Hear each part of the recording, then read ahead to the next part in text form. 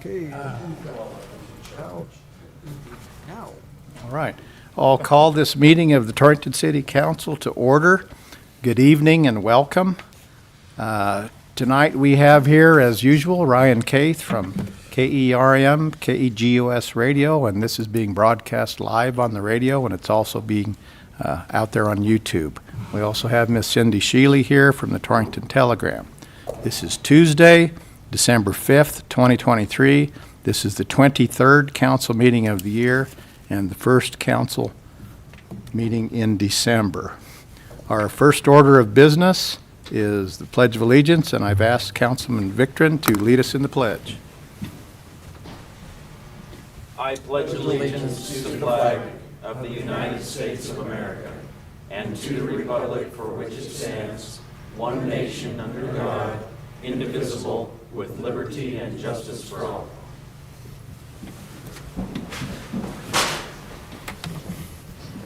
Next item on the agenda is the mayor's informational items. Merry Christmas to you all, and please note that the city offices will be closed on Monday, December 25th and Tuesday, December 26th. Please enjoy our beautifully decorated downtown area, and please patronize our numerous and varied local merchants and businesses. December 21st is the first day of winter. As we all know, we've already had at least 3 snowstorms. Please make sure to shovel your sidewalks soon after each snowfall. If your driveway crosses your sidewalk, please take care to clear that area so pedestrians can continue to walk the sidewalk.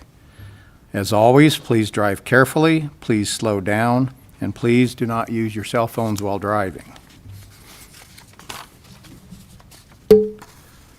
As this is the season for celebrating, please drink responsibly, and please don't drink and drive. Avoid a ticket for drinking and driving.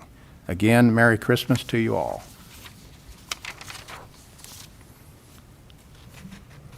Next item on the agenda is the approval of the consent agenda, which includes the minutes from the November 21st, 23 council meeting. Mr. Mayor, I would move to approve the consent agenda. I have a motion from Councilman Victrin to approve the consent agenda. Do I have a second? I'll second that. Second from Councilman Patterson. Any further discussion, gentlemen? Hearing none, all those in favor of approval of the consent agenda signify by saying aye. Aye. Any opposed signify by saying nay. Hearing no nays, the consent agenda is approved. Next item on the agenda is the approval of the agenda itself.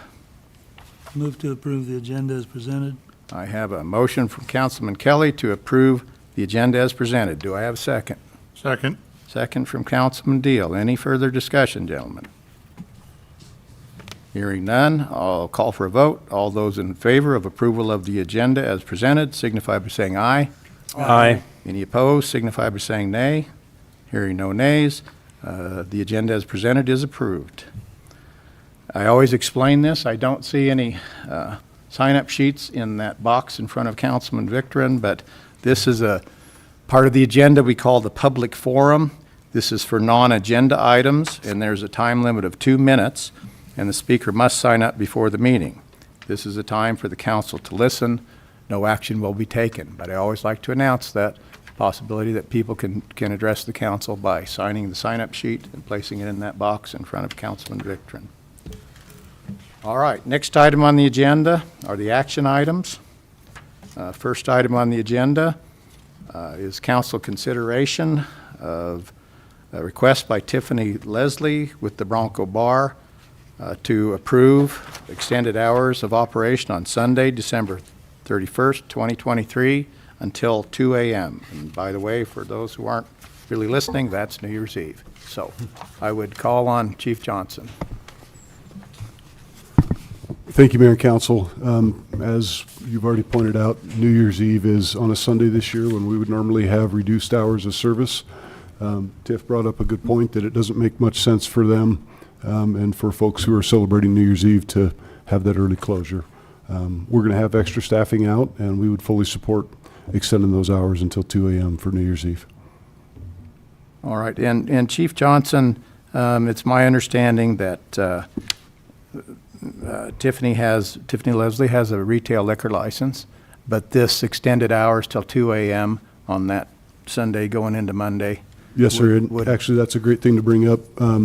Sylvia and Attorney Eddington were kind enough to clarify that. This is largely looked at by class, so any other retail license would also be extended. I expect that we'll get a similar request from our club licenses as well. Okay, and you will have at least a full contingency of officers on duty that evening? Yep, we plan to have some extra folks out helping. Okay. Gentlemen, any questions for Chief Johnson or for Miss Leslie?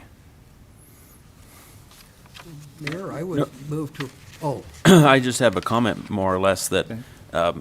those other license holders will need to have that request in by next council meeting for action by New Year's Eve. We let them know that. Good, So, okay. Absolutely. Thank you. that's a good point. Now, do they all have to make the request, or is it automatic if we do one? From our understanding with Mr. Eddington, it goes by class of license. So if you have a retail and one retail request and we approve that, it extends to all retail licenses. If we get a request from club licenses, it would and if that's approved, then it would by class be extended to all other club licenses. Okay, so if we approve this one, it doesn't necessarily do restaurant license, is that what you're It saying? wouldn't do restaurant or club, Okay. Just retail liquor license holders? just retail. And do you expect that there may be a request to approve some private club licenses to stay open till 2? Yes, I do. And that would be, obviously needs to be on next council agenda in order to happen before the New Year's Eve. Yep, we would support that, same as this, so no problem. Mayor, I would move to approve extending the hours on New Year's Eve.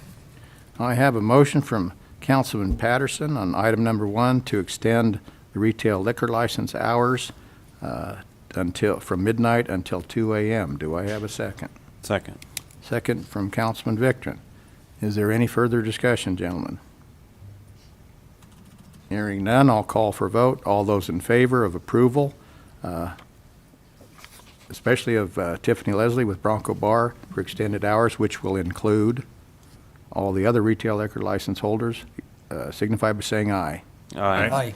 Any opposed, signify by saying nay. Hearing no nays, that request is approved. Happy New Year. All right. Next item on the agenda is a request for approval of a catering permit. Julie Miller Harshberger with 307 Sports Bar and Grill is requesting a catering permit for a City of Torrington Christmas party to be held on December 15th, 23, from 4:30 p.m. to 12 a.m. at 436 East 22nd Avenue, which is the Lincoln Community Complex Pony Express Room. And again, I would call on Chief Johnson. Thank you, Mayor and Council. This is an annual event that the City of Torrington hosts. We've laid out some parameters that are similar to other events that we hold in the Pony Express Room. I know that Julie and Charlie are working through some short staffing and some illness right now, so they weren't able to be here tonight. But they've managed events in this facility before, and I don't anticipate any problems and recommend approval.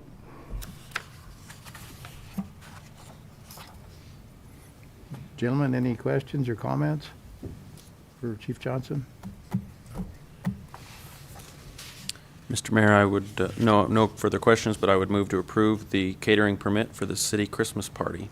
I have a motion from Councilman Victorin to approve the catering permit for the City of Torrington Christmas party as set forth in item 2 on the agenda. Do I have a second? Second. Second from Councilman Kelly. Any further discussion, gentlemen? Hearing none, I'll call for a vote. All those in favor of approving in item 2 the catering permit for the City of Torrington Christmas party signify by saying aye.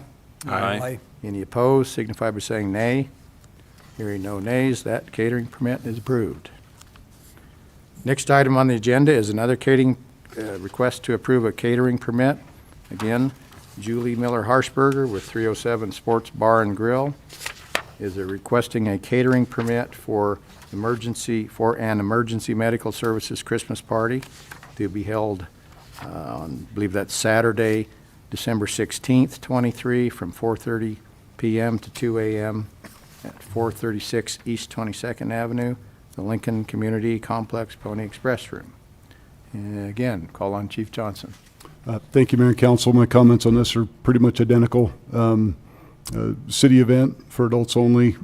We've laid out similar parameters that we do for any other event in the Pony Express Room. And Julie and Charlie are quite competent at managing that event. So no concerns and recommend approval. Thank you, Chief. I would make a motion to approve the catering permit as presented. I have a motion from Councilman Kelly to approve the catering permit for the EMS Christmas party as set forth in Agenda Item 3. Do I have a second? Second. Second from Councilman Deal. Any further discussion, gentlemen? Hearing none, I'll call for a vote. All those in favor of approving the catering permit set forth in Item 3 for the EMS Christmas party signify by saying aye. Aye. Any opposed signify by saying nay. Hearing no nays, that catering permit is also approved. Next item on the agenda is one more catering permit. That's requesting approval of a catering permit by Charlie Harshberger with 307 Sports Bar and Grill, a catering permit for the Cattle Women's Christmas party to be held on December 10th, 23, from 4 p.m. to 10 p.m. at 3401 West C. That's the Eastern Wyoming College ATEC building. Chief Johnson. Thank you, Mayor and Council. I was able to catch up with EWC and Charlie about this event. We've laid out some parameters that we've used for previous ATEC events successfully. It's an adult-only event. We don't anticipate any problems. And again, I know Julie and Charlie can't be here tonight, but they're fully capable of managing this event without any problems. Recommend approval.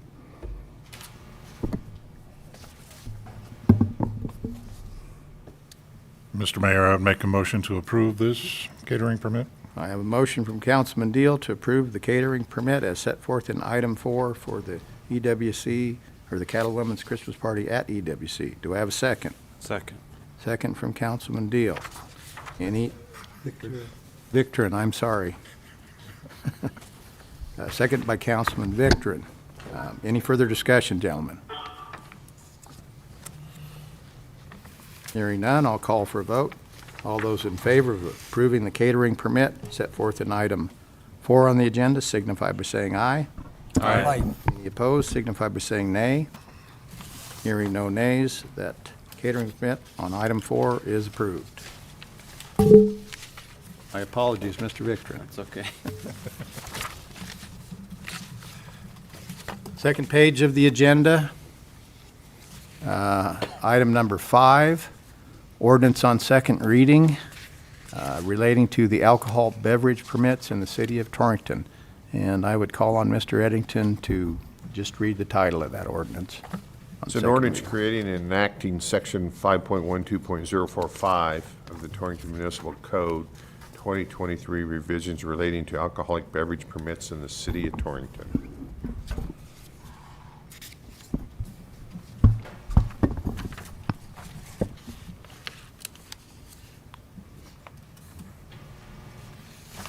And Mr. Eddington and Ms. Anaya, I see down at the bottom of page 1 of the proposed ordinance, what are those called? Romanet 9, is it highlighted?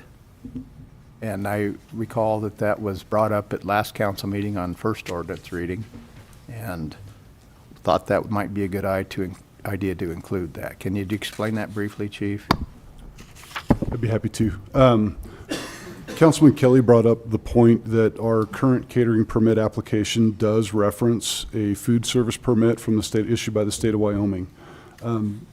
Ms. Anaya was kind enough to do some research on it and look at what that qualification is. It can vary a bit, and there's not rock solid clarity on exactly when that's required. But there is a benefit in us making sure that folks are reaching out to the state and reviewing their events with the state to make sure that they have everything compliant for any food service permit that might be required. So we opted for a pretty general language on that, and we just added in the additional Romanet. And really what it does is it places the onus on the applicant to contact the state and make sure that if they need a permit, that that's taken care of. And if we have questions, we can obviously contact the state and follow up with that as well. Okay. Seemed like the most reasonable way to address the good question that was brought up by Councilman Kelly. And I think that's sound reasoning. It puts the burden on the applicant to make sure they're in compliance with state food service laws, not us. Yes. And Councilman Kelly, I believe you brought that issue up on first reading. I believe so, yeah. Do you have any questions for Chief Johnson? No, sounds like it covers most of it.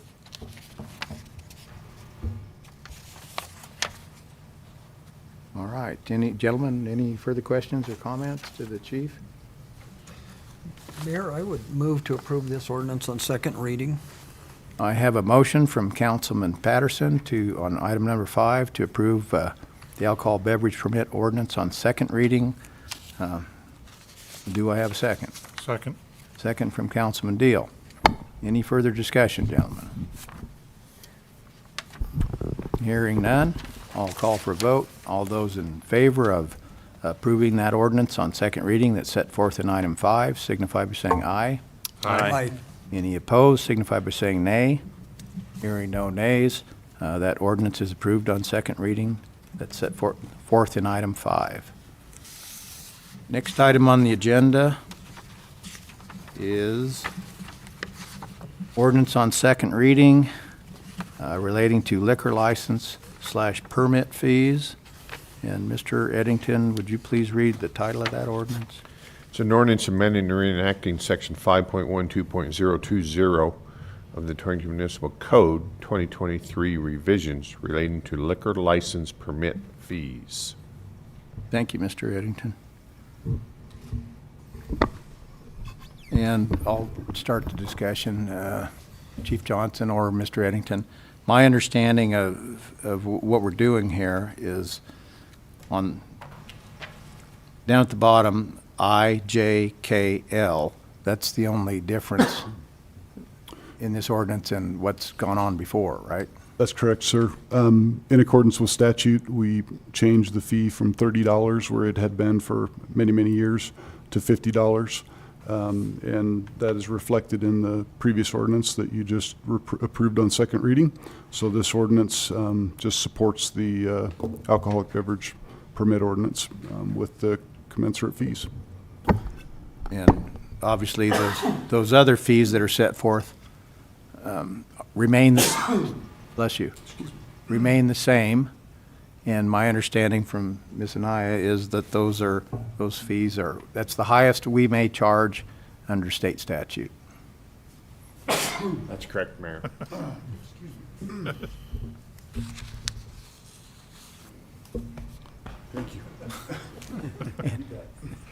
And just for informational purposes, I know I had the question of Ms. Anaya, the deputy city clerk, about that resort liquor license. There are many different categories of liquor licenses than there used to be. The legislature keeps creating new categories of liquor licenses.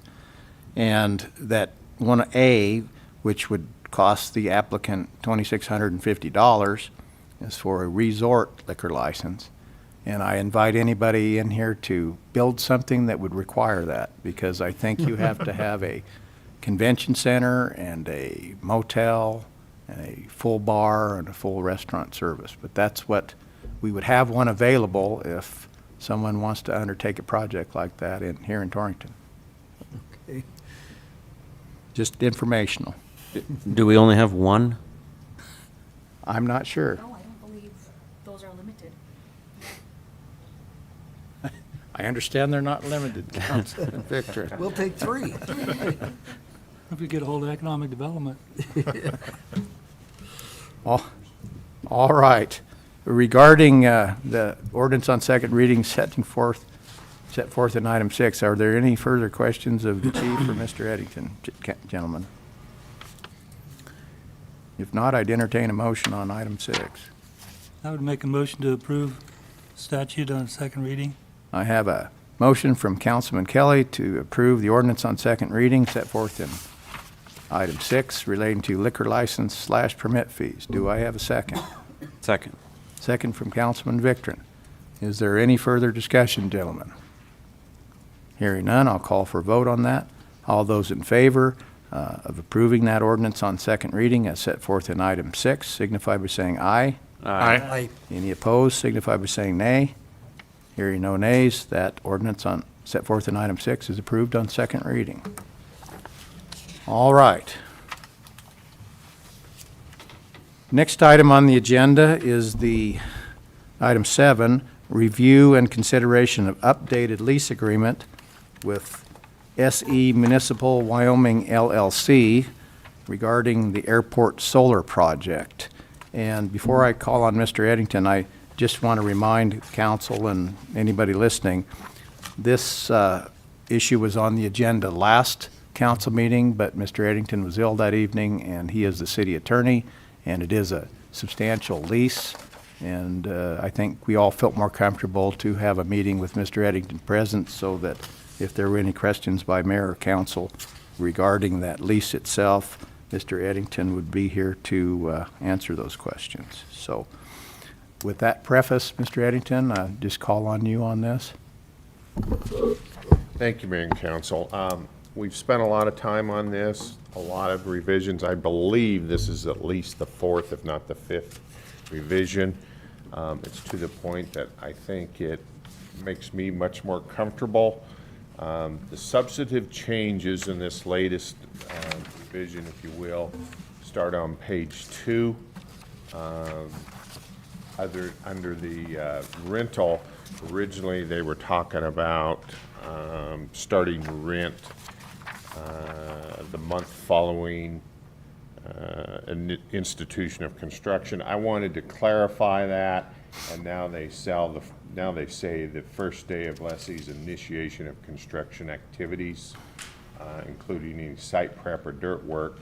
They do exclude lease payments for studies or other activities as part of due diligence during the development term. I'm not real clear what that is. I don't know if they're talking soil samples or something else, but we didn't want them in there. We had a phone conference, and I basically said, when you're in there moving dirt, you need to be paying the lease. We're not going to allow you to do much, a soil sample or something like that. So I think we've got that pretty close to where we need to be. After that, they made a change in paragraph 7. They originally had on the restoration obligation 24 months, and I requested that they change that to 9 months if they terminated, and they did that. Paragraph 8, we just changed some language.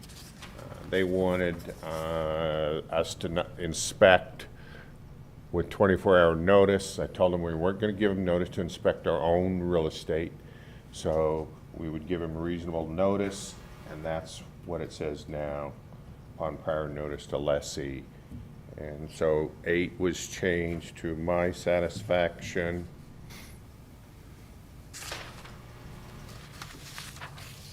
Paragraph 13 on page 6, I just asked them to add some language, which was fixtures, additions, attachments to the lessor's real property.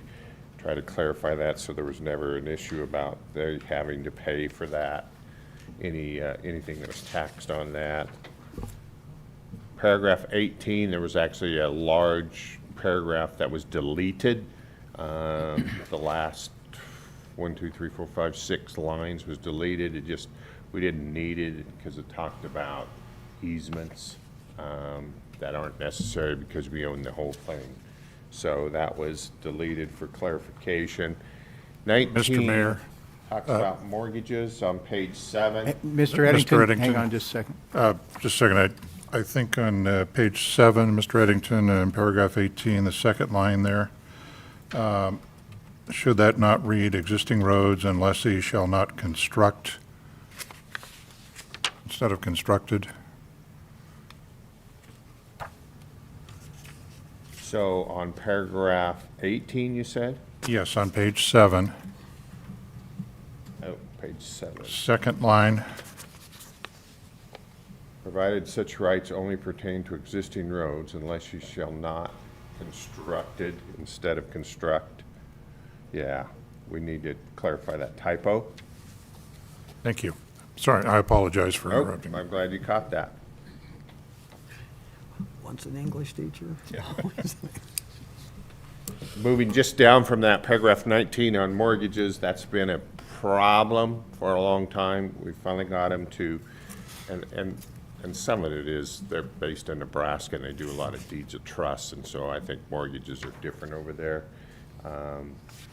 Obviously, in Wyoming, a mortgage is a lien against the owner's real estate, and they don't own this and never will. And so we finally got them to clarify that, and it says in connection with their financing.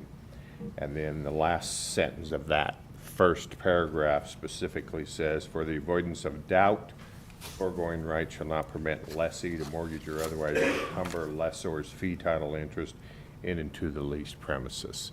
So I think that makes me feel comfortable that they understand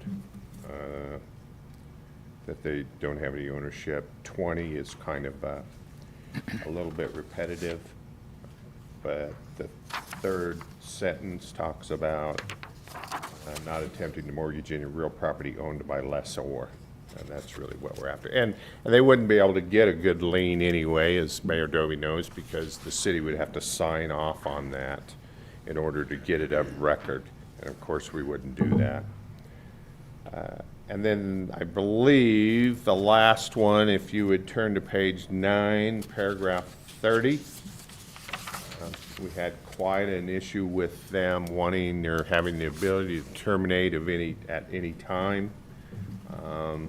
We had a lot of discussion about why would we enter into a 25-year lease if you're able to terminate at any time. It makes no sense. So we finally got them to change that. They can still terminate with notice, but they will pay a one-time termination charge equal to 50% of the unaccrued rent of the then current term. So if they terminated after 10 years, they would owe rent for another 15, and they would pay half of that amount of rent rather than just, walk away, which was their original proposal. And, So- Mr. Eddington, so this lease, its original term is a 25-year term. That's correct, Mayor. The operation term is for 25 years. And then they've also asked for 2 5-year supplements to that 25-year term. And they do that based on the representation to them by manufacturers that these solar panels should last 30 to 35 years. So the maximum term under this lease and its version would be 35 years if Correct. those 2 extensions were granted. That's absolutely correct. And Mr. Eddington, the way I read those additional 5 years, it is shall instead of may, so all they have to do is give us written notice for each of those additional 5-year terms. They certainly do. That's on page 1, sorry. The end of paragraph 2 is where they talk about that. On page, say that again? Page 1, paragraph 2.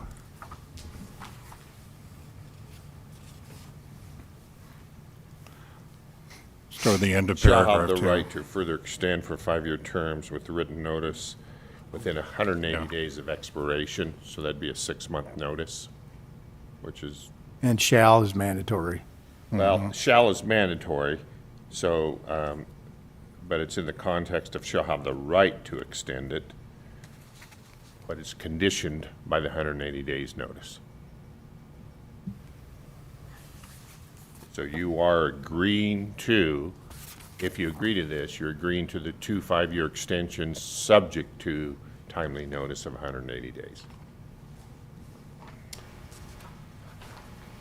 And that, I believe, is the substance of the changes that I requested. I believe that they are all there. We have not reviewed the other agreement, the connection agreement, for lack of a better word, because we didn't want to get into that until we know that the lease is in a position that council wants to proceed, so. And Mr. Eddington,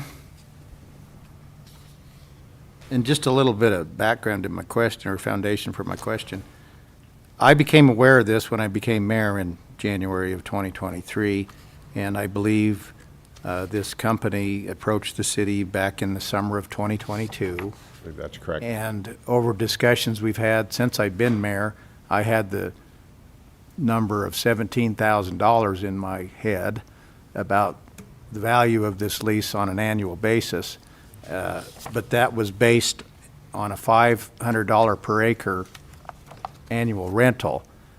But I think the original plan was to have a 30-some-odd acre solar field, but now it's been shrunk down to a, I think, 23.6 acre solar field times $500 an acre. That's also correct, that the size has been decreased from the original discussions. Okay, so I'm not a math major, but that's 11,800. 11,800. Okay. But we have a math major. And that is subject to an annual 2% increase, correct? Correct. There's a built-in accelerator. So will there be a further agreement regarding their liability in relationship to our electrical grid? There will be, and that, a lot of that is covered in the, do they call it an integration agreement? Interconnection. Interconnection agreement, which is primarily electrical language, which is beyond my comprehension, so we will review that if this is approved by the council, and Jeff and Dana will have to take a hard look at that. Okay. And, you know, a lot of this, we've had a work session on this. We've had 2, 3 council sessions on this. So I have a lot of it in my mind, and I think the council does too, and maybe some of the public doesn't. And I was ably corrected by these two gentlemen. If we did this, my understanding would be this would be the first time since the 1920s when Torrington had some version of a power plant and put electricity into its system. If we do this, that power generated by that solar field would come into our system for the first time since the 20s, where we would have local generated power coming into the system. And I think that's right, because there was a power plant here in the Yes, 20s, there I was. guess. Yes. The old maintenance building beneath the water tower, Yep. which was torn down, By the is fire where department, it was. where the fire department is now. Okay. All right. Now, on this issue, my understanding is this. This company is trying to work with several other municipalities and their airports. I'll probably get this wrong, but maybe Gearing and Sydney or Kimball, and then maybe even Alliance. And if Torrington or if this council were to accept this lease, we would be the very first ones to do that, is my understanding. And no other municipalities have actually entered a lease, and they have. Can you address that, Mrs. Strecker? Do you have reps, Mayor? Oh. All right, now I want to recognize that, just a minute, the gentleman from Sand Hills is on the phone. Yeah, go ahead. Yes, hi, sorry, this is Brian. I wasn't sure if I was able to hop Brian. in. This is Brian Berner from Sand Hills Energy. I just wanted to interject on the leases. So we actually have 15 other communities that have all signed leases that are all mean communities. So Torrington is the only one that has not signed. This is the last remaining item for us. And then we also have, we just got accepted into the USDA program for a loan on the solar farm. So this would we're almost, I would say, 99% confident that the project would move forward if we do enter into the lease agreement. But the lease agreement is the kind of last one in this portfolio. Mr. Borner, this is Mayor Doby. So when you say that you've got 15 other municipalities, have they just entered leases? And, well, let me rephrase my question. So, Have you placed any solar fields on any airports? Or public property? so as a part of this portfolio, there's one other one in Ray that's close to an airport, Ray, Colorado. But we have not placed anything, or we haven't started construction on any of the projects yet. So this was a portfolio that was kind of allowed or sent out to all of the mean communities. And all of the other communities have entered into power purchase agreements, as well as generator interconnection agreements for their interconnection and then lease. And this project in particular is just a lease agreement that mean the entity is purchasing the power for. So it's kind of a remote PPA, if you will. Okay, and so I'm clear and anybody listening is clear. So they have entered agreements with your entity, but none of these solar Correct. fields have been built yet. Nope. We have we've been waiting on the USDA loan, and as a condition of that, we have to do full environmental reviews before we start construction. And we are completing a lot of those environmental reviews. We just completed the one in Alliance, Nebraska, actually. So that's a precondition to starting construction. Mayor, if I may, it seems like one of the concerns is not so much this project, but its location. That it's located on the airport, quite near, actually, to a runway. And I received a call this last week from the airport, from representative of the airport board, and I became aware that the airport board unanimously, is my understanding, voted against approving this from their perspective. And I also understand there are a number of airport board members here tonight, so I would be interested in hearing from them if that's okay. That is absolutely okay, and I see two there and the airport manager there. If the two board members, airport board members back there want to come up and maybe explain. It's my understanding too that you gentlemen took a vote on the airport board and it was a unanimous vote against having a solar project on the Torrington Municipal Airport. So I suppose I'd call on Mr. Ellis if he wants to. Good evening, Mayor and Chairman City of the Council. airport board. Yes, I'm John Ellis. I'm the chairman of the airport board. Thanks, Mayor Doby.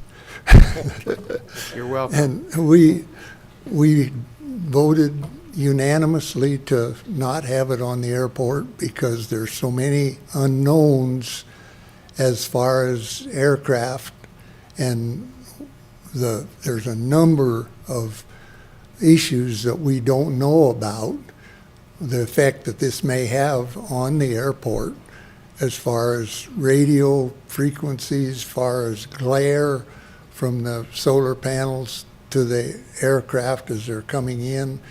And I'm not going to spend much time talking about it because the board voted unanimously not to put it up there because we have very serious concerns that it may affect the airport. And there's 2 or 3 issues that I haven't heard anything about here yet tonight with these solar companies. One of them is you want to make sure, very sure, that they cover if they have a hailstorm or a tornado or something comes up there and beats it to death.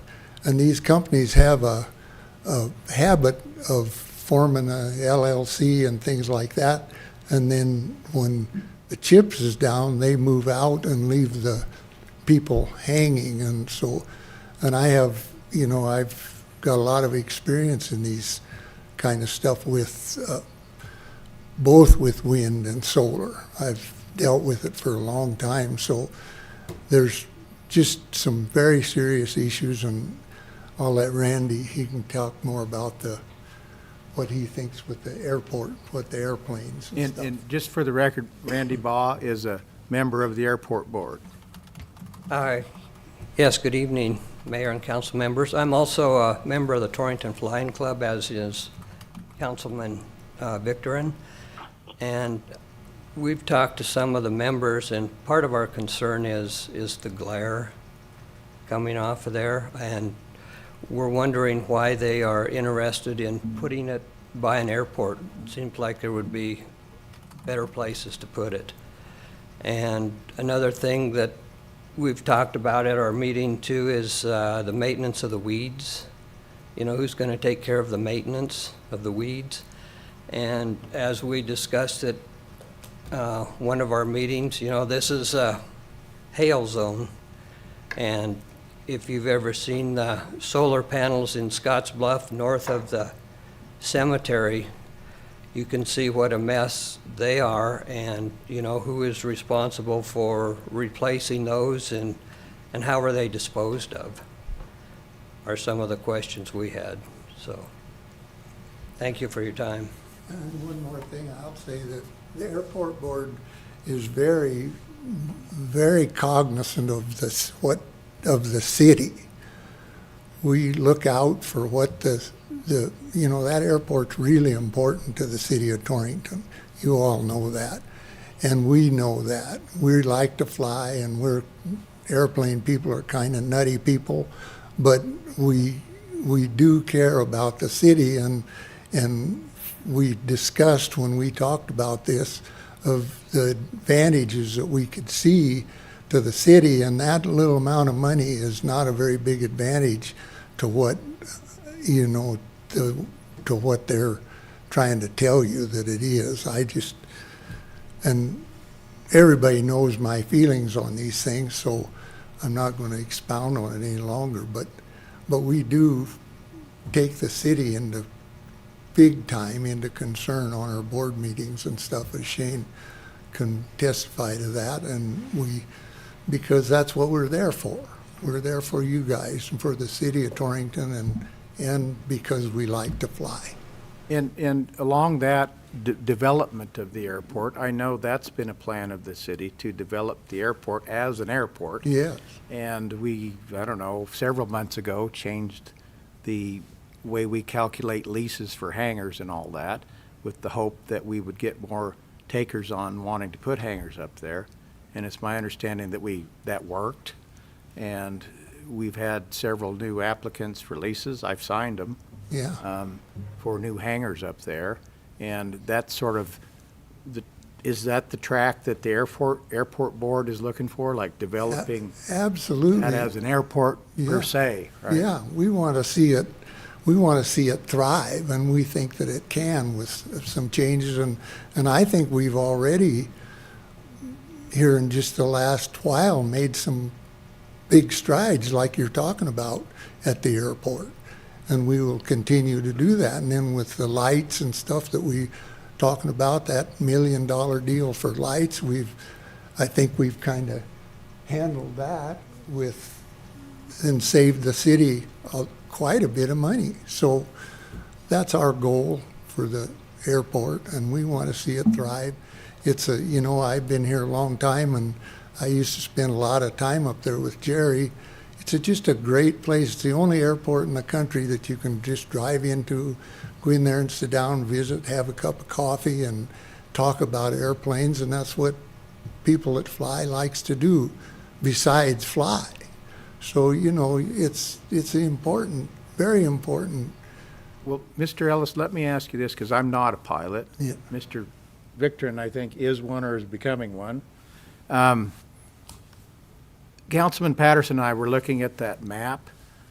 My understanding of the placement of this 23.6 acre solar field that they would like to put up there, the way it looks to me, it's on the western boundary of the airport, on the northern boundary. which would be right up next to Sheep Creek Road. Yeah. And on the west end, right? So you'd literally see it from Sheep Creek Road if you drove by. I think the other side, the west side of the fence, there's a pivot on that side. Yeah. By looking at the map. And then there's a diagonal runway that's not too far from where they want this proposed area for placing this solar field. And I can't tell how many feet or yards it is from the runway, Yeah. but that's pretty close. I don't know. Well, you know, and when you fly, the farther away from the runway that you have things, the better it is, because you get crowded when you're coming in, especially if the weather's bad or something like that. And you know you're coming in there to land or at night or something like that, any kind of an obstruction. And then if you happen to come in when the sun's just right and you get a glare and you can't see the runway, or you know, or it fouls up your radio frequency or whatever it does, and we don't know that. Nobody has come out and proved that yet. We know there's ultraviolet rays that comes back off of those things and things like that, but they haven't researched that to the point of knowing exactly what happens to it. And these solar panel people tell you that well, we have black ones, we have different colored ones, we have ones that don't have glare, but do we know that for sure? I mean, could I address that? This is Rocky. Mr. Borner, just I could address that for you. We actually just have a minute, case just a minute, study that we could provide. just a minute. I'm going to let Yep, sorry. Mr. Ellis finish, and then I will give you a chance to say your piece. Mayor, as long as we've Sounds good. Thank you. got the airport board on the floor, I have a question, and I'm not sure if you'll be able to answer this or not. It's probably more of a federal question, but we've talked about wanting to expand the airport. That's the goal, the services and those kind of things.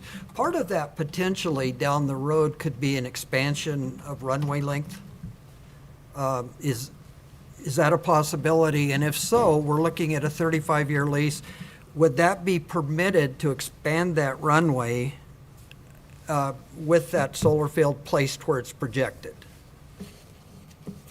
Well, we've been talking about Now, just for the expanding record, state your name. My name is Mike Ritchie. I'm the airport manager. Thank you, And Mike. I've kind of come to this party a little late, but thank you, Mayor, and thank you, Council, for listening. I have several concerns about solar panels, and I'm not against solar at all. I'm actually implementing that out on my little ranch, and I think it's a great way to go in certain places and certain things that you're going to do. But I also like coal, so I just wanted to make that statement. But as far as expanding this airport, there are some huge possibilities for that. I've had some people fly through on jets, and they're talking to me, and they're saying this, and they're saying that. And yeah, it's just kind of up in the clouds right now. But they're talking about things that they might like to do here. I've talked with people down from Centennial Airport, and they have said that they're getting tired of the Denver area. They're getting closed in. And as you know, Rollins, which is up in another part of Wyoming, they're actually housing jets from Jackson because Jackson is too expensive. So there's great potential here in our little neck of the woods up here to do something that's pretty significant. We just had one really nice hangar built. I know that there's about 3 other people that are actually looking at doing the same kind of thing. And the positioning of solar panels can really get to be detrimental. And I've read a lot about this. I was a journeyman electrician 35 years ago, and I kind of have a little bit of an idea about that sort of stuff. And even then, when solar was beginning, I was really interested then. But on an airport, you can actually Google this if you would, and I think it's Mumbai or Mumbai or something over in India. And the economy in India is booming. They're building airports right and left.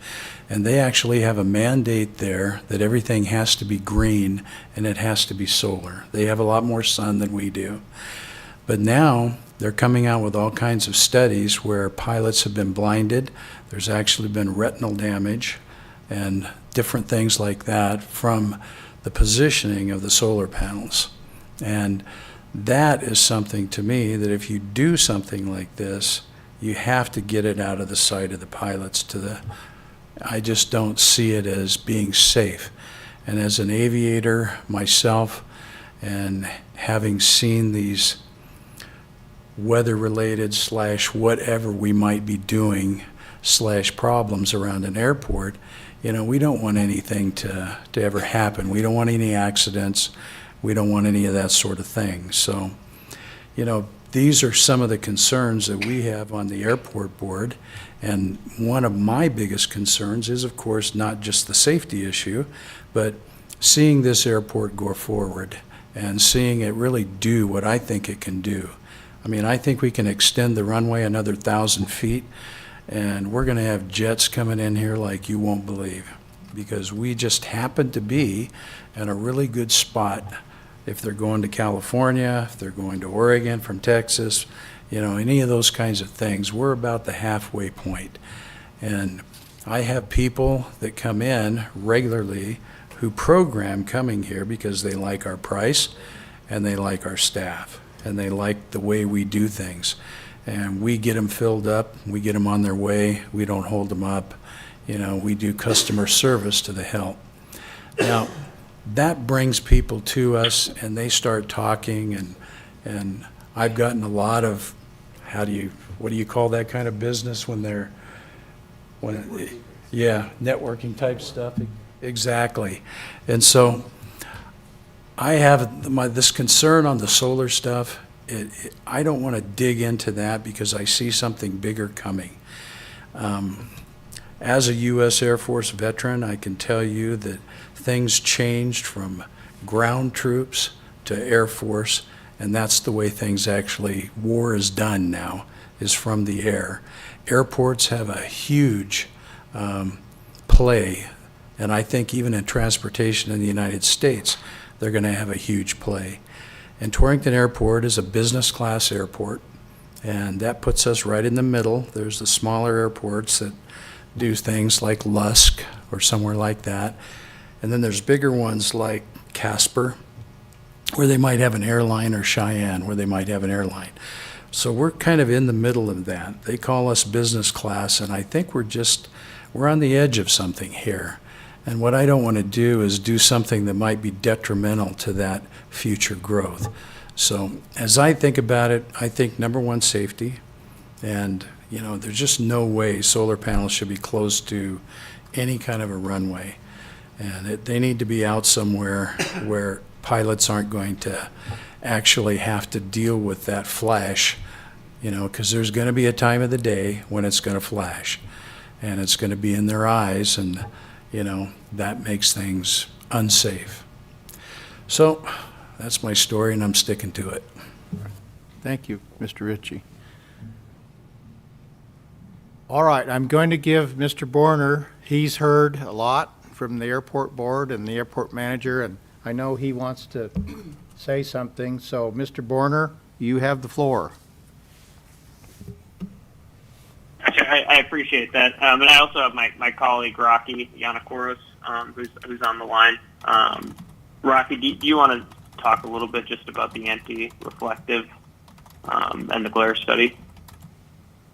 Yeah, absolutely. So I apologize for interrupting earlier. It's hard on the phone to tell when people are finished or not, but so sorry about that.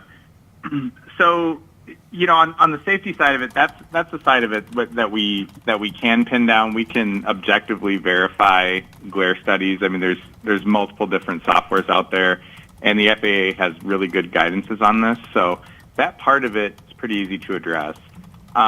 In terms of interfering with frequency, that's also something that we can address, and we'd be happy to talk to the board about that. As far as future airport operations, that's a decision for the council. I don't know. I mean, it sounds to me like you have some exciting prospects, so I'm happy for that in Torrington. And what I hear is a lot of citizens that care deeply about the community, and I appreciate that too. We'd love the opportunity to sit down with the board and try to, assure at least the safety concerns for sure. I mean, that would be the easy part, I would say, for us to be able to address. But in terms of like expected future expansions and things, those were things that haven't been brought to our attention. I don't know if those plans are pretty solid or what. So that's obviously a decision for the council. I'll let Brian kind of take over from there if you want, Brian. So just two things to add to that. So one, I know at first it was mentioned that we had started to build on 30 acres, or started to lease on 30 acres, but now it's down to 23. The reason for that is the kind of ALTA survey that we had done noted which part of the airport was zoned for non-aviation use and which part was. And that 23 acres that we have kind of up for potential on lease is the part that's not zoned for aviation use. So that the FAA, or I'm not quite sure which entity designated it, but that's why we're in that part of the airport. We also have done the study with the FAA, and the FAA has approved the project. So the FAA has done the glare study and taken a look at what the safety concerns would be, and has given the project full approval. And we're happy to provide that letter to the board if we haven't already.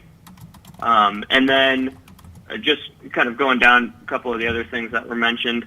The actual lease revenue is one thing, but then I would also just mention that we would expect to bring in about $60,000 a year for the county in property taxes.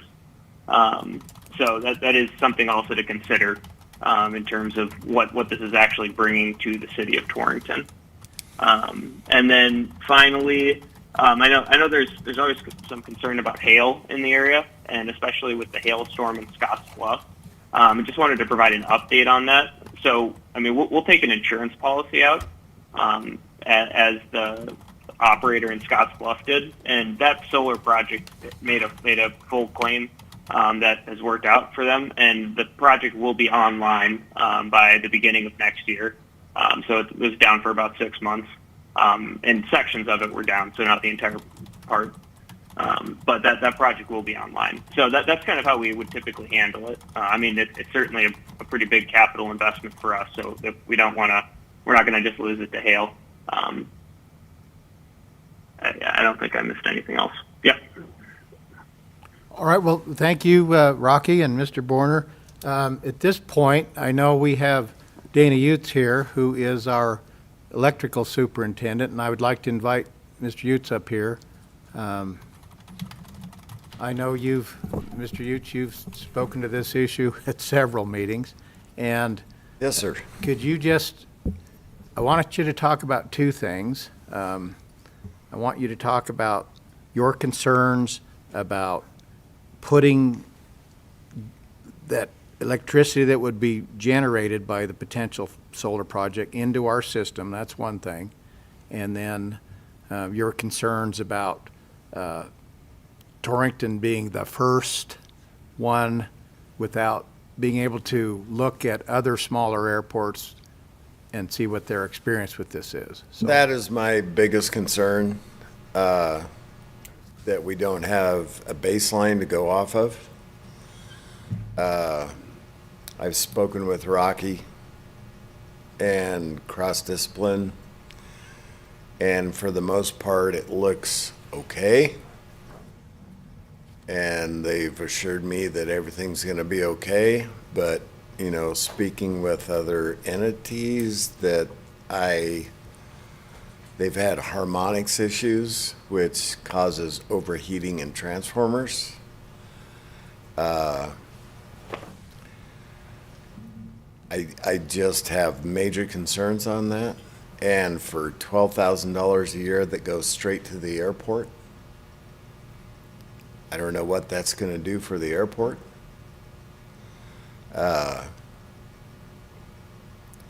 I don't know if it's worth it to cause a major problem on our electrical system, if it happens.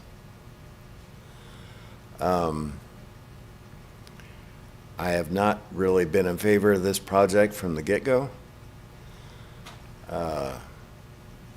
Like I say, expanding on what Mr. Ellis said, you know, $12,000 for the year. It goes through the airport, and I spoke with Jeff, and, you know, the deficit is much more than that. I don't know how much that would help. You know, I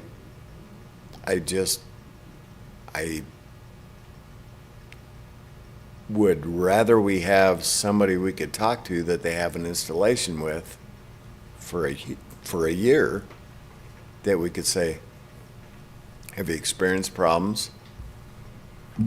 Have you had issues? If everything was okay, but we don't have that. And the last council meeting, I believe that the reps were at, I think that question was brought up, and as far as I know, I think they had installations maybe at some hospitals and so forth, but not on a half of an entire municipal electrical system. So my recommendation would be, we need to talk to somebody who's been on this, where they've built something, and see what kind of issues or no issues they've had. I don't want to be the guinea pig for it. All right, council, do any questions for Mr. Utes? Well, we have customers in the city that have solar powered on their houses, right? And Residential. And it feeds it back to our system though, right? Correct. This is small residential. I know it's not the same scale, but has there been problems with that? Not yet, because we only have like 4. Because the one over to J&B looks like it's pretty good size. No, that's small on this scale. I know, but is he having problems with his? Not as of yet. But it feeds back through our system too. Correct.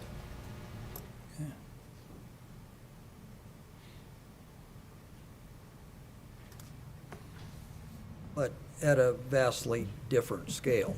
Yes.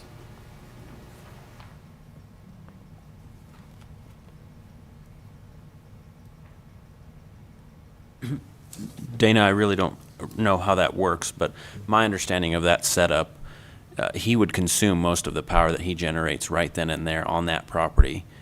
Any sort that he doesn't consume would then be fed back into the system. Is that how that works? That's a good idea. Yeah, that's a good So way the to amount put that it. goes back into the city's infrastructure is fairly small compared to what he actually consumes. Correct. And that's at J&B Liquor. And the thing is, you know, like at the laundromat where he has panels on the roof, my understanding is, you know, Sylvia told me that that does very well for him there. But I believe all the dryers in the laundromat there are gas. So his electrical load is very, very low to where he shows, am I accurate with that? You know, so where it shows a good savings. Yeah. Now at the liquor store, I'm not sure. Well, surely this can't be a unique set of circumstances where they want to put a solar panel like this, is it? Pardon? It surely isn't a unique situation here, is it? It's got to be solar panels connected to city grid somewhere. Well, sure, there was in Scottsbluff. Was that working before the hail?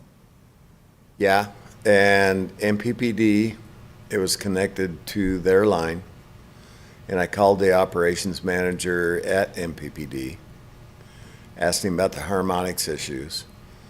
And he said they didn't have them in Scotts Bluff, but they had them in Norfolk, and maybe 2 other communities. And supposedly they got them corrected, but they were having issues with overheating of transformers and such. And it's, So if we have a substation transformer overheat and fail, we're in a world of hurt. Worse than squirrels? Oh, yeah.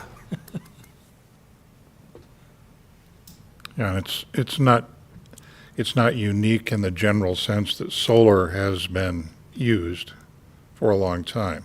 It's unique in that this company is not yet established anywhere where they're actually performing. And that's why I asked the question way back when about why was it we were seeing based on a model, not actual practical consideration.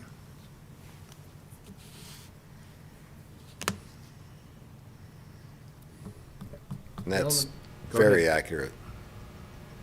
All right. What, Go ahead. sorry, Mr. Mayor. Dana, what would a transformer at a substation, should it fail due to an issue like this, what would that cost to replace? Depending upon what substation, could be over $500,000. In this day and age, probably, if it was one of our, this would be connected to the 28th Avenue substation, because we've already had the prison substation transformer fail once, and we got a new one, and it's fine. And that was a little over $200,000. If 28th Avenue failed, probably looking at $750,000. And are those transformers readily available? No, you're looking at about 3 years to get one. Supply chain issue takes 3 Unless you get a reconditioned unit, which was the one that failed at the prison. was a reconditioned unit. Yes.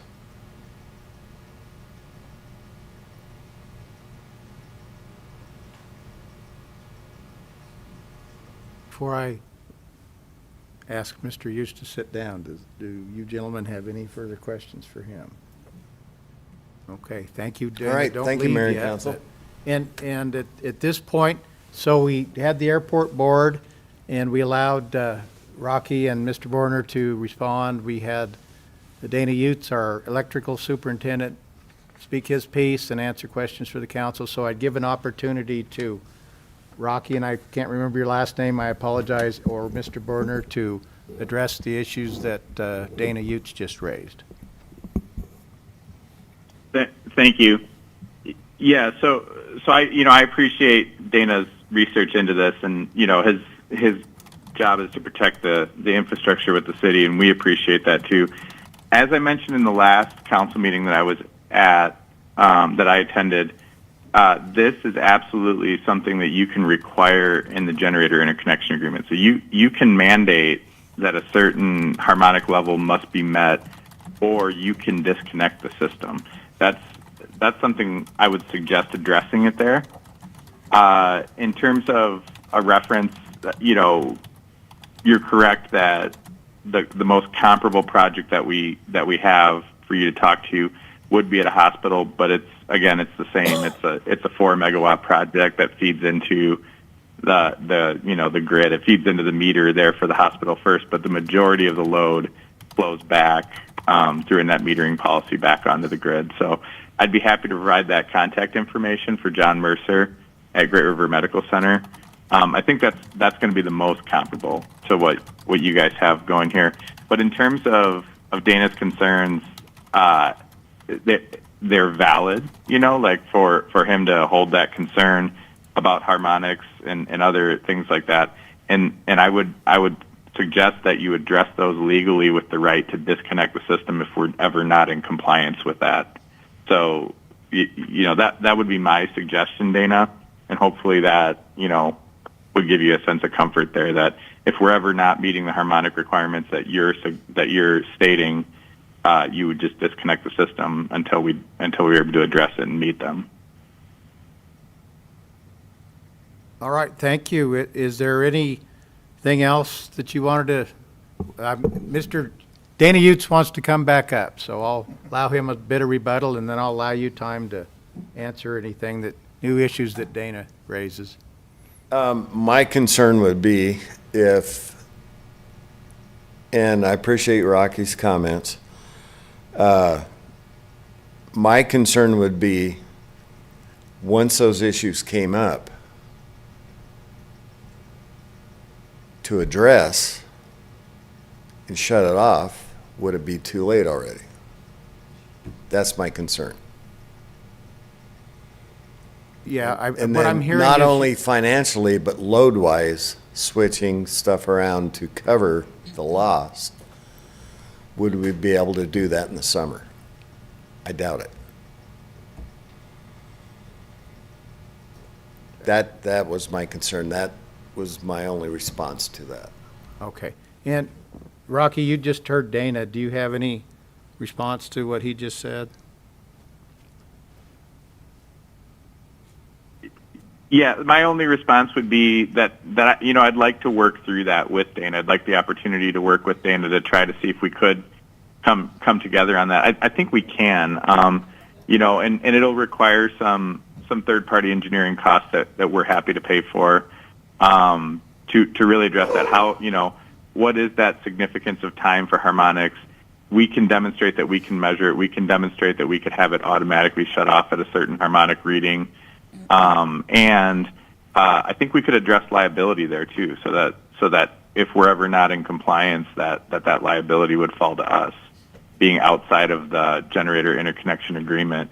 So I mostly would ask for the opportunity to work with Dana on it. I mean, Dana's great to work with. He's got a wealth of knowledge in actually operating this stuff. We have a pretty good wealth of knowledge on the engineering side of it. I think if we put our heads together, we could probably come up with a pretty good solution.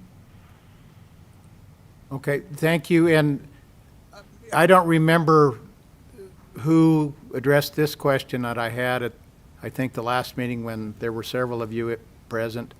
I asked about, and I'll just preface this question with this statement. I raised the concept of royalties, and the answer back was, that's not applicable here because you're going to have X amount of electrical production and it's not going to go up. So the concept of a royalty made no sense given what we were dealing with. But the answer you gentlemen gave was it's built into the basic lease price per acre. And at the time, I still think we were talking about $17,000. And I think that you gentlemen told us you had no room to raise that whatsoever, that lease price. Brian, do you want to take that one? Brian will be a little more familiar with the lease pricing. Yes, I guess is the question that can we raise the lease price? Yeah, last time that we had a council meeting and you gentlemen were present, I was told that was your bottom dollar. You had no room to raise that price whatsoever.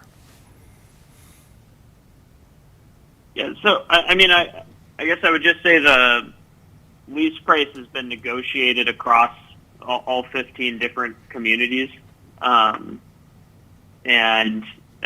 we've already signed we haven't signed a power purchase agreement on this site in Torrington, but we've signed other power purchase agreements with Mean, which takes into account a $500 an acre lease price.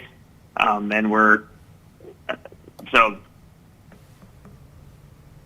I guess if we absolutely need to raise it, it's something I'm happy to go back to our team with. And if it's kind of what the linchpin on which it sits, I think we can probably take a look at it. But we've already negotiated the rates, and that takes into account the lease rate that we have. All right, thank you. Yep. I have a couple people besides the airport board that's sitting out there in the seats. Is there anybody else? Mr. Mercer, you're raising your hand. Would you want to come up and address this? And then when you get up here, we all know you, but please state your name for the record. Doug Mercer. I'm here on behalf of the County Planning Commission, who has been wrestling with solar panel regulations for the last 4 or 5 months. I would strongly recommend that every council member get a copy of our latest draft, which was published on 11/28, and you can get that off of the county planner's website. Just download it and print it. I hope I don't step on any toes here, but gentlemen, you're trying to make a vast decision with half-assed data. You got to know all the details, and then you wouldn't have the questions that I've heard tonight. And we didn't want to be experts on solar panel installations and the results thereof, but we came to the point where we didn't know. So we had to back up, and we've looked at lots of items, including glare, including positioning, including hail. We've looked at all of that stuff. I would suggest that if you have a mind to go forward with this, I'm not for it, I'm not against it. You have an opportunity to do something a little bit different that Torrington has ever done. I would suggest that you slow down the boat a little bit and educate yourselves. Perhaps Jeff is the expert in the room, I don't know. But you're laughing. Okay. He's denying well, that. he's the engineer in the room, and if he doesn't know, you guys don't know. So, saying no to it because you have doubts may not be the way to go. It's the easiest way to go, but it doesn't move the Torrington Airport forward necessarily. The FAA came out with a regulation in the early 2000s. That was a little bit on the restrictive side. But recently, they've backed off of that because they found that solar panels, reflection, glare, isn't any more serious than off lakes, buildings, etc. Like I said, I'm not for it, I'm not against it. You guys can do what you want.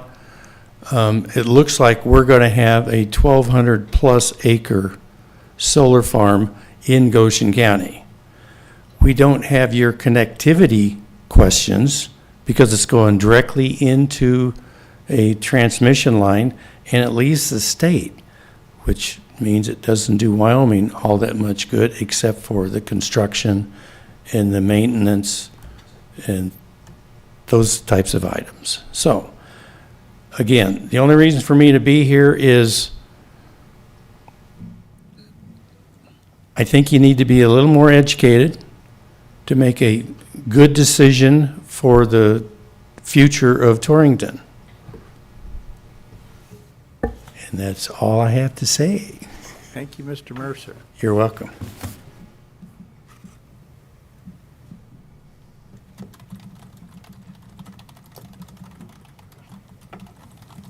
We've talked, well, I do have a question before I forget, addressed to Mrs. Strecker.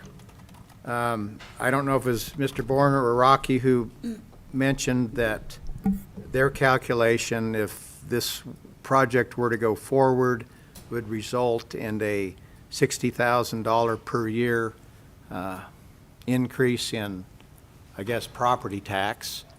Can you address that, Ms. Strecker? Sure, I can try to. Of course, it's based on a lot of estimates, but I did visit with Debbie Surratt, our county assessor, and I gave her the information that Mr. Borner gave me on the total cost of the project, and we just, estimated in the middle about $9 million. That would bring in about $77,935 in property taxes to the county. Unfortunately, we only get 8 mills of that. So that's about $8,280 a year. And there is a fair amount of speculation going on here, whether it's Right. Mr. Borner or you and the county assessor, right? Right. And we should also keep in mind that the property tax situation in the state is in pretty rapid state of flux right now, so that may be a high estimate anyway. Yeah. Adds to the speculation. Yeah. Okay. Well, maybe Ms. Strecker or Jeff can, when we first started talking about this project, wasn't it brought up that we would just lease the property and not even hook to our system? It still has to hook to our system. There were several options at first that we could consider. One of them was that we could take that power and use it into our own system, meaning right now we purchase our power from Mean, but we could offset that with the power we generate from the farm. We decided not to do that because we would have to participate in the cost of the actual solar infrastructure, and we really didn't have that money available, and for replacement and all that. So the council at that time, which was before this council, decided to move forward with the lease only, meaning that we lease the land to Mean, and all of the power that's generated goes to Mean, then who would redistribute. So we would not get the actual benefit from the power generated there. That was probably the easiest solution with the less strings attached. And we looked at several sites in the city at that time, if the two of you remember. This was the only one that was close to a power line and available. It was the best site that we had of city property out there. So regardless of which way we go, we have to connect it to our infrastructure? In order to get it back on the grid, yes. Hopefully that answers your question. Going back into my memory a little bit here. Well, I appreciate that because 3 of us up here were not on council when Right. this was first broached back in summer of '22, is my understanding. Okay.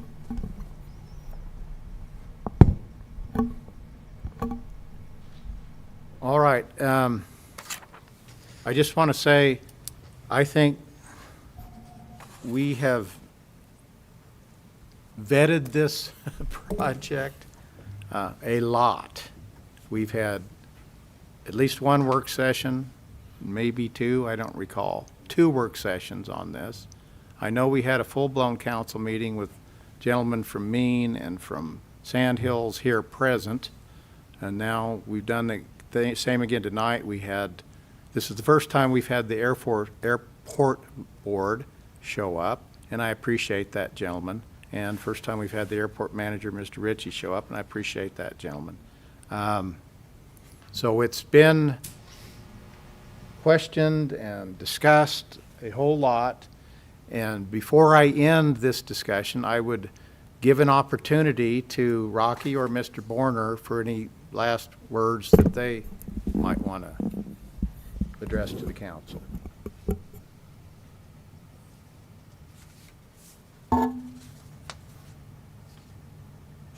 This is Rocky, Rocky. I'll let you talk. Sure. Yeah. So, I mean, my primary comment is just to say thanks for all the effort that's gone into this to date. We're excited about the project in Torrington. We feel like it puts Torrington on the map in a new way, and demonstrates, your commitment to, a new, form of energy. It's something new for Torrington too that's exciting and builds a little bit of economic development. So we'd love the opportunity to work with you. We'll continue to make our best efforts, and if there's any, open concerns on this, to resolve them and be a strong partner with Torrington. So appreciate the opportunity. Brian, if you have anything, go ahead. Nope. It's been great working with everyone, and we appreciate all the feedback, and I hope that what we've shown is that we're really ready to work on any concerns with any parties that are raised. So we want this to be a really positive project for the city and for the county.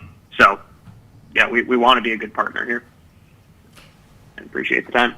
Well, thank you, gentlemen, and I appreciate that too, because you have worked diligently, and I know you've worked very closely with our attorney, Mr. Eddington, and you've made yourselves available to come to the meetings, and well, I do appreciate that, so thank you. Does council have any further questions for the gentleman on the phone or the gentleman here present? I just got one question that's bothering me. On page 3 on the restoration security, it says the performance bond will be in an amount equal to the expected cost of complete restoration. Where does that figure come from? Page 3.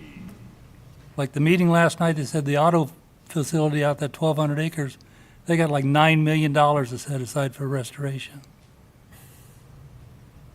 I don't know how they come up with that figure, but, so what kind of a figure would we be looking at here? I don't think that figure's been determined yet.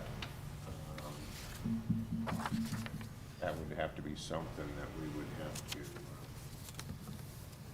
come up with. I don't know the formula used for that. Mr. Borner or Rocky, did you want to respond to that? Yeah, for sure. Wasn't sure if we were if the floor was open for us. Yeah, so just to talk through the restoration security, basically what it means is that obviously on day one the solar project is quite valuable, and so we would have a third party kind of assess the value starting on day one, and then we would take the cost of decommissioning and subtract that from the total value of the project. So even if we were to leave the project, then someone else would buy that. I mean, we have no intention of leaving the project, to be clear, but someone else would take over that, certainly, because there's a lot of value there. And so as we continue owning the project, every 5 years we'll get an independent assessment on the value of the project. And as soon as the project is less valuable than the cost to decommission and restore the site, then we would post that as a restoration security. And that's kind of how we've operated a lot of our leases.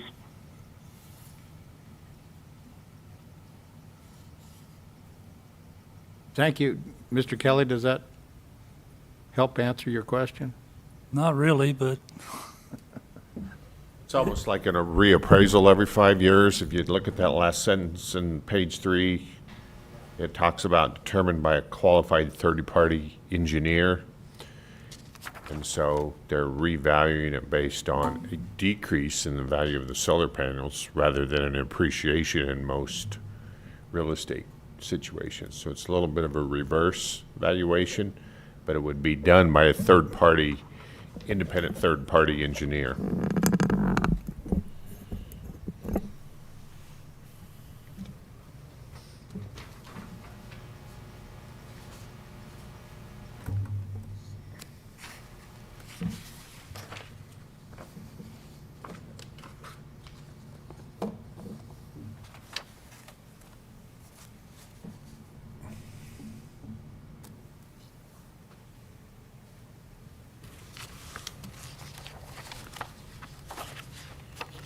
Nothing more, I guess. Nothing more? All right, and I want to explain this. Last time we addressed this matter, I had asked, or I had gotten a motion as to whether we wanted to move forward with the lease negotiation or cease moving forward with the lease negotiation. That's what we did last time, and there was a vote in favor of moving forward with the lease negotiation, which lands us here tonight. So, I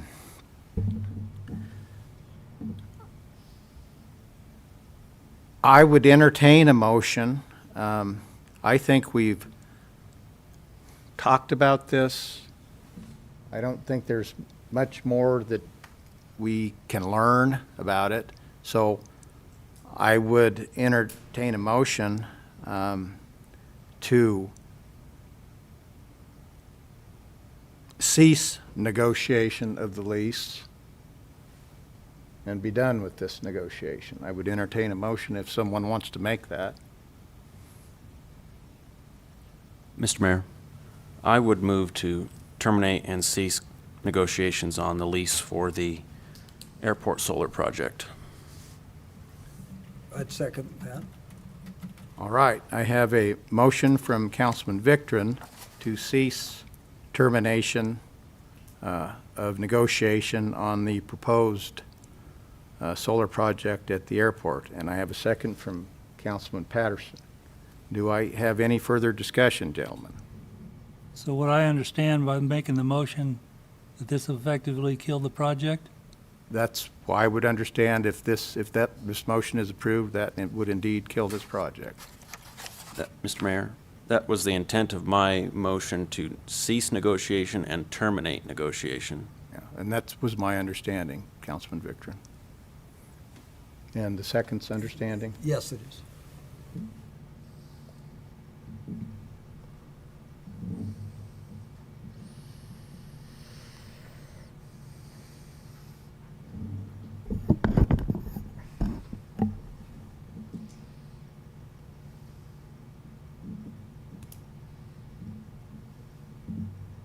Any further discussion?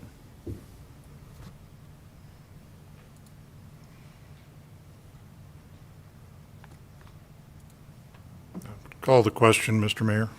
Thank you, Councilman Deal, calling the question. So I will call for a vote on item 7. The motion is to cease negotiation on the proposed airport solar project and terminate any negotiation on the airport solar project. All those in favor signify by saying aye. Aye. Aye. Aye. Aye. Any opposed signify by saying nay. Hearing no nays, that is approved. We will cease negotiation on this airport solar project, and it's terminated.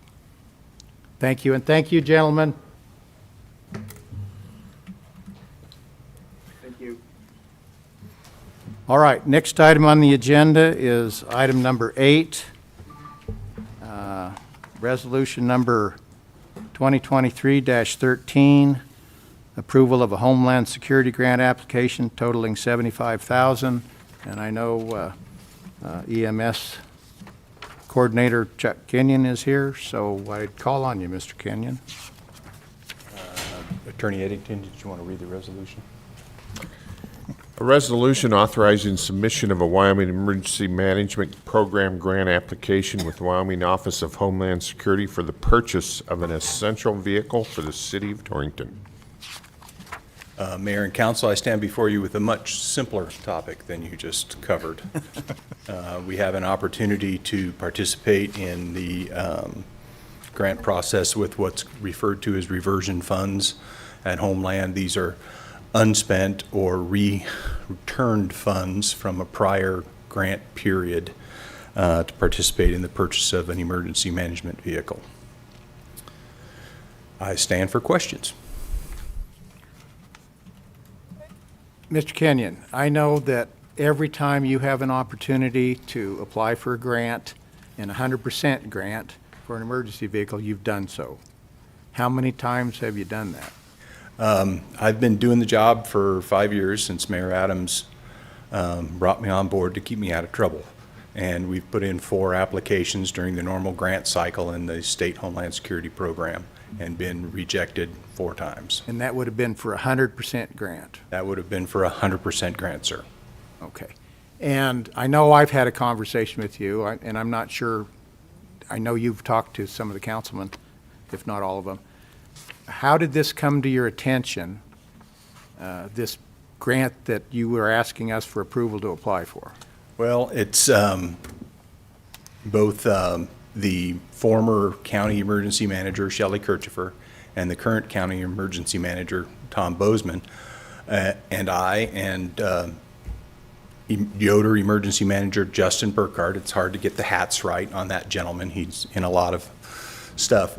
We believe that the more we train with the state and the more we work with them and the more we work with our partners in emergency management and the partners in first response, such as the police department and EMS and the fire department, the state sees that, and sometimes they let us know when there's reversion money coming in. There was a pretty good size pot, and I've used this technique once for a county radio and once for a radio when I was interim county emergency manager. We replaced a county portable radio. We replaced a Lingle PD radio. We purchased, we used some reversion funds to purchase some of the dispatch radios that we've replaced here in the last couple years. It's just a matter of getting the right opportunity at the right time. Okay. And so this grant, if we approve your requesting it and you get it, it'll pay for half of a new emergency vehicle. It'll pay for the project that was submitted, or we are submitting, the project we are submitting $75,000 for the vehicle and the equipment associated with the vehicle. The grant will pay 50% of that, and the city has to come up with a match of $37,500. Okay. And I might And add that's stated in the resolution, I see that. Yes, sir. And Mr. Mayor, I might add that the funding is allocated already by the state. Oh, so it would come to pass if this Yes. board decides to approve it? They have already sent us notice that our allocation is there. Okay, now, don't go anywhere, but I'll ask Mr. Do we have 37.5? So if you approve this tonight, we will have to adjust the budget, and it will have to come out of general fund reserve, which is slim, but it's up to you to decide. Okay.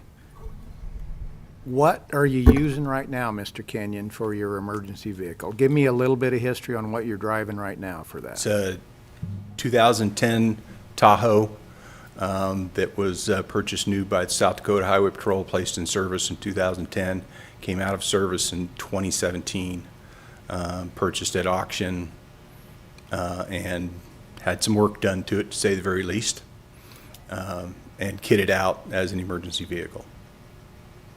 And that's what you've been using since you took the job 5 years ago? That's what I've been using for about the last 18 months. Prior to that, I used my personal vehicle with compensation from the city, mileage charges when traveling for training and for exercises. Okay. Gentlemen, questions for either Ms. Strecker or Mr. Kenyon? I might make just a note, Mr. Mayor, that the office of the emergency manager covers much more than just the corporate limits of the city, especially in like a severe thunderstorm where Chuck is having to, if there's a storm incoming into Torrington, he's out assisting and monitoring that storm, and so his vehicle does much more than service the city limits, if you will. and also serves as his transport for his duties as deputy county emergency manager. Mr. Mayor, that would be accurate, and also I pick up, just like Justin, a couple hats, also the deputy fire warden for the county. So whenever there's an emergency, you're going to be called? it could happen. So like a fire at Pine Ridge. Yeah, that we were out on the fire. I was out on the initial attack with the tanker for about 8 hours, and then the next day came back in and hauled 30 pizzas out to the Pine Ridge fire line in the Tahoe, and came back, stopped at the shop, and snapped the fascia of the top of the Tahoe back in place, because that's some pretty rough country up there. But So you need a vehicle that can negotiate rough country, obviously. that's the intention of purchasing the truck, sir. A little better ground clearance and skid plates.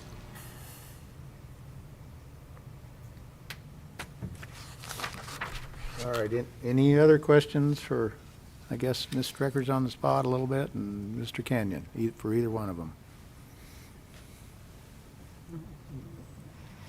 Mr. Mayor, I would make a motion to approve the resolution number 2023-14 for the purchase of an emergency vehicle. All right, I have a motion from Councilman Deal on item number 8 to approve resolution number 2023-13 to approve the Homeland Security Grant application totaling $75,000. Do I have a second for that? Second. Second from Councilman Kelly. Do we have any further discussion, gentlemen? Hearing none, I'll call for a vote. All those in favor of approving the resolution number 2023-13 set forth in item 8 signify by saying aye. Aye. Aye. Any opposed signify by saying nay. Hearing no nays, that resolution is approved. Thank you, Mr. Kenyon, and thank you, Mrs. Strickler. Thank you, Mayor and Council. Now you just have to find a truck. All right, we are now on item number 9, resolution number 2023-14, a resolution to amend the 2024 fiscal year budget. And I neglected to do that. Mr. Kenyon caught me with it. Mr. Eddington, would you read that resolution, please? Whereas the general fund received unanticipated revenue, whereas certain budgets had expenditures in excess of the budgeted amount, whereas the Wyoming State statute prohibits any officer or employee of a municipality to make any expenditure or encumbrance in excess of the total appropriation for any department. Therefore, be it resolved that the fiscal year 2024 budget of the City of Torrington be amended as follows. Grand total budget adjustments, $80,498.99. Thank you, Mr. Eddington. All right, Ms. Strecker, can you give us an explanation here?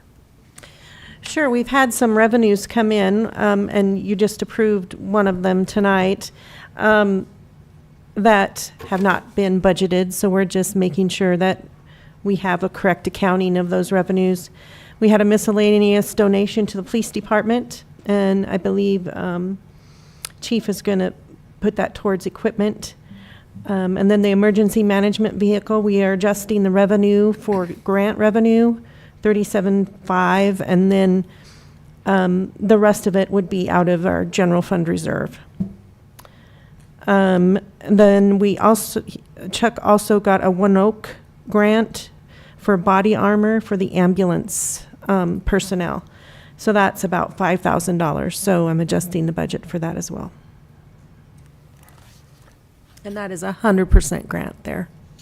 And we talked about that One Oak grant for body armor in the amount of $4,998.99. Mr. Kenyon, do you want to address that, or Chief Johnson, do you? I can if you don't want to stand up, Chuck. Thank you, Mayor. So as you're aware, we've been working really hard to train for any sort of an active threat response. And one of the best practices for active threat response is having a rescue team concept where as soon as you have the threat neutralized, you bring your EMS team in with you, even sometimes while the scene is still a little toasty warm. And that enables us to provide immediate care for injured parties. Well, your EMS staff faces a much higher level of risk when you do that with them. And so they are very gracious partners, and they're amazing responders, and we're ever so grateful for them. But Mr. Kenyon's ability to get them body armor greatly increases their safety when making that sort of a rescue team response. Chuck, anything I missed? Anything I missed? And I wanted, just to clarify, because I know, what is One Oak and why did they give us a grant? One Oak is a pipeline. A lot of times pipelines provide public safety or first responder grants. And this way, it's an oil or natural gas pipeline. And these folks offered $5,000 that Mr. Kenyon wisely took advantage of. And it's a great benefit to our EMS crews, and particularly our partnership with them. So it's a private company grant rather than a government grant? You're welcome back up here, Mr. Kenyon. Sorry, I don't have the answer to that one. One Oak is indeed a private company or publicly held company, depending on how you want to look at it. It's not a government. Not government. Yeah. We have, going back to the comment I made before about being in trainings and working with cooperators. The pipelines in the area are major cooperators in emergency management. It's certainly in their best interest. Because they want to know who they're going to be working with, and it's best to meet people in the daylight and not at dark 30 when the incident happens. So it has been the emergency management thought process in this county for years that you work with these pipeline companies, and we go to their trainings, we go to their exercises and participate with them. We have been successful in the past 4 years. We've received a grant for mobile router equipment from Enbridge, gas detection equipment. Mobile router equipment from One Oak about 4 years ago. Gas detection equipment from Enbridge 4 years ago. The fire department received a grant recently that was Enbridge, right? Yeah, Enbridge for gas detection equipment. I passed that invitation to Chief Petch for that. And this One Oak grant just recently, and I just received notice today that Plains Pipeline has granted us about $3,200, the emergency management about $3,200 for portable site lighting equipment. So if we have an extended scene in the dark or extended darkness, as sometimes happens in a power outage, we have the capability of using a small generator and area lighting on a scene. And that's something that just informed Clerk Treasurer Strecker about that this afternoon. I'm consistently trying to make her job as hard as possible. But I appreciate this, and I was not aware that non-governmental entities, private corporation or public corporations, private business is willing to grant money to municipalities and so on. So I want to give them a little credit for that and a little bit of exposure, and I appreciate that. So that's why I invited you up here to explain that, so people can understand that it's not just government that gives grants, it's actual, the private sector that provides. This is true, sir. Okay, thank you.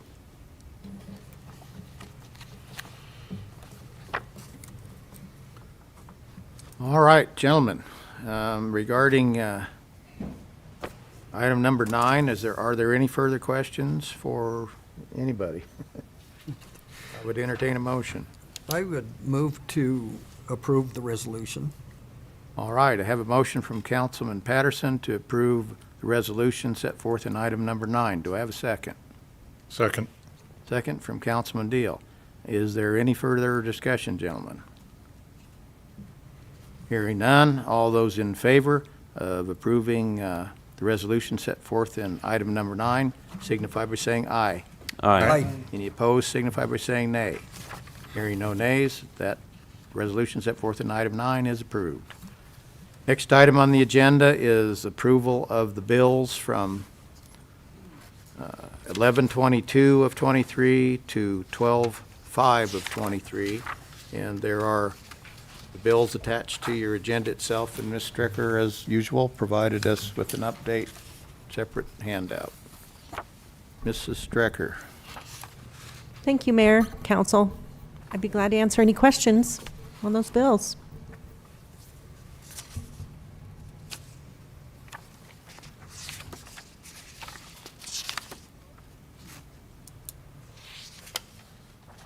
I just want to make sure, Mr. Eddington or whomever knows, I want to make sure that I'm right, because Councilman Victor asked me about an $89 bill to a court reporting service, and I'm not sure where that is, Mr. Victor. Is it first set, and I think it's the last page, last vendor.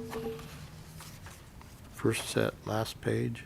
Wyoming transcribing services. Okay. And I informed him that would be for a court.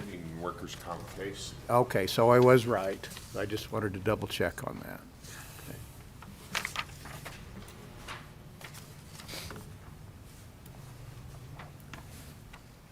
I just have a curiosity question for the second set. The vendor is Kroll Inc. We purchased some concrete, it looks like, via some rec board money maybe. Yes. Just curious what that was for, project-wise. Playground equipment at the Pioneer Park. Okay. And I have a further question in that realm. Are we extending a portion of the walking path near Trail Elementary? Councilman, the Rotary Club has wanted to extend that project and get it finished, so they're paying for all that. We removed all the grass and the sprinklers, but they're going to start on that, I think, tomorrow. Actually, back installing that.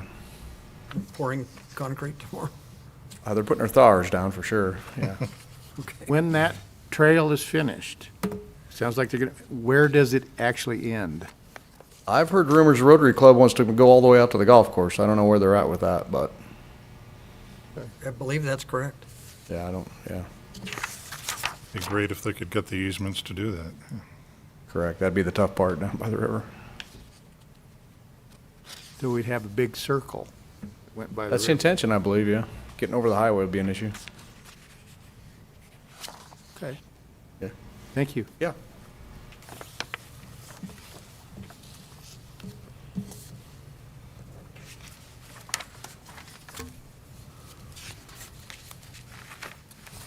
If there are no more questions about the bills, I would make a motion to approve them as presented. I have a motion from Councilman Kelly on item number 10 to approve the bills as presented. Do I have a second? I'll second that. Second from Councilman Patterson. Any further discussion, gentlemen? Hearing none, all those in favor of approval of the bills as set forth in item 10 signify by saying aye. Aye. Any opposed signify by saying nay. Hearing no nays, item number 10, approval of the bills, is approved. Next item on the agenda is public comment, and I know Fire Chief Petch is here, and he told me he'd be here tonight, so I would invite him forward to give us a report.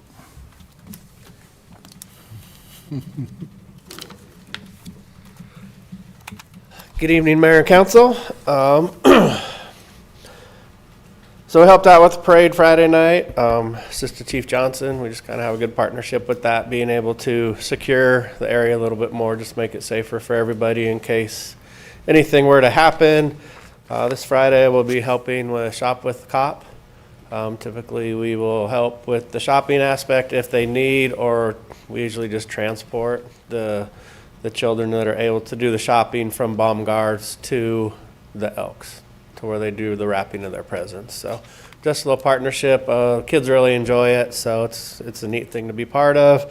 And then also we'll be doing the Santa to the schools coming up pretty soon.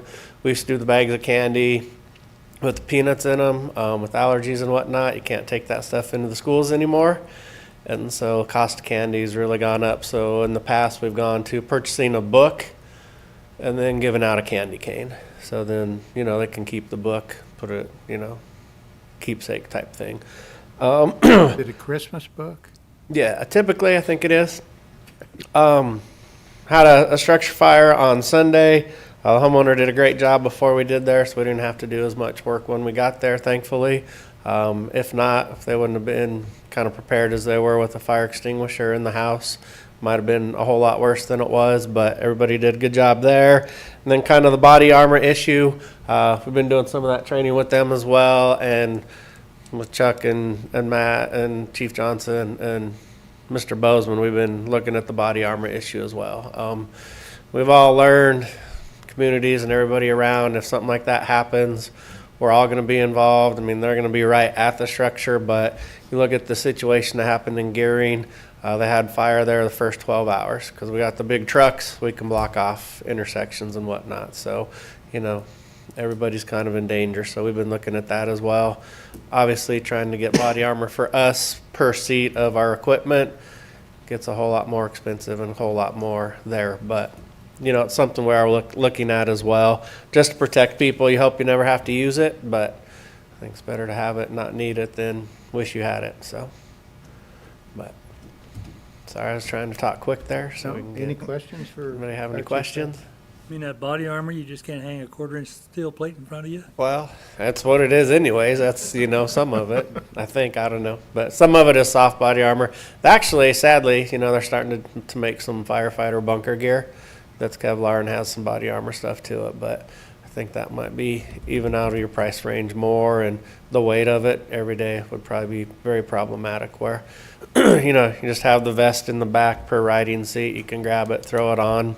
You know, we've done some of the training, gone in with the police and the EMS and helped remove the victims and stuff. So I have that house fire that you described, was that in town or out in the county? it was in town. I believe it was on East B Street.